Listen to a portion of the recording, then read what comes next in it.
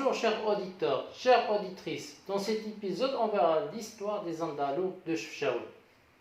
Chefchaouen a été fondé en 1471 et achevé en 1480 par Moulay Ibn Rachid.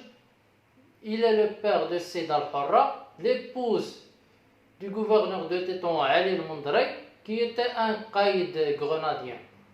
Et également, Moulay Ibn Rachid avait fondé l'Aqsba de Chefchaouen en 1471 pour la défense contre les Portugais, et il avait construit la grande mosquée qui se situe à côté de l'Aqsba de Chefchaouen.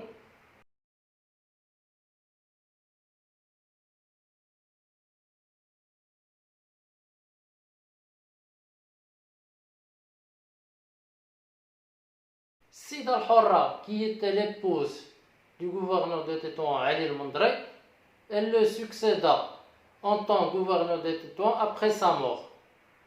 Elle était d'une famille andalouse.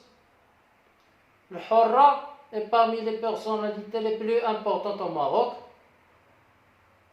Elle avait dirigé le trafic naval, le djihad naval et les corsaires dans la Méditerranée après des accords conclus avec le grand amiral Khaireddin Barbaros d'origine algérienne dans l'époque l'Empire ottoman. Les corsaires de Saïd al-Harra ont causé plusieurs dommages aux navires portugais dans la Méditerranée. Al-Harra avait un surnom, Barbaros at-Tétouania.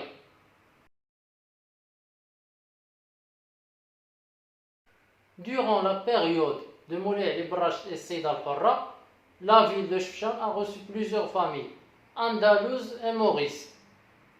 Ils ont ramené avec eux leur savoir-faire, notamment dans l'architecture des maisons qu'on trouve à l'Andalousie, telles que les arcades, les tuiles, la sculpture, l'ornement. Ils ont fondé leur propre quartier, Hiy Andalous. De nos jours, cette ville garde le même cachet historique qui nous rappelle à l'Andalousie, tels que les ruelles, la fondation des bâtiments, les maisons, les villas, les riads.